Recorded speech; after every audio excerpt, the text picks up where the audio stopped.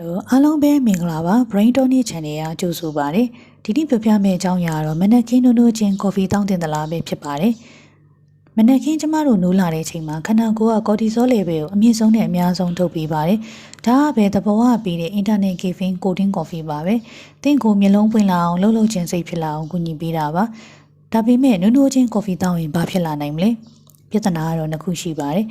tolerance ဆိုခေါ်တဲ့ coffee ရင်ပါခြင်းဖြစ်လာနိုင်ပါတယ်။ cortisol ကသူ့အလုပ်အလုံးနေတုန်းမှာ caffeine ကဝင်ရှုပ်တဲ့အတွက်အုံနောက်က caffeine ရဲ့အားနည်းတဲ့ကိုပြေဝမခံစားတော့ပါဘူး။ရေရှည်မှာ coffee ကိုပိုပြင်းပြင်းတောက်မှလန်းဆန်းတက်ကြွမဲ့အခြေအနေမျိုးဖြစ်လာစေနိုင်ပါတယ်။ဒုတိယတစ်ချက်ကတော့ cortisol production disruption လို့ခေါ်တဲ့ cortisol ထုတ်လွှတ်မှုကိုနှောင့်နှေးစေနိုင်ပါတယ်။ပြင်းရကက်ဖီနဝင်လာတဲ့အချိန်မှာကော်တီဇောကခန္ဓာကိုယ်ကထုတ်ဆရာမလို့တော့ဆိုပြီးနားလဲလိုက်ပြီးတော့သဘောအတိုင်းနိုးချမှုကိုရှော့ချပြလိုက်တော့ပါတယ်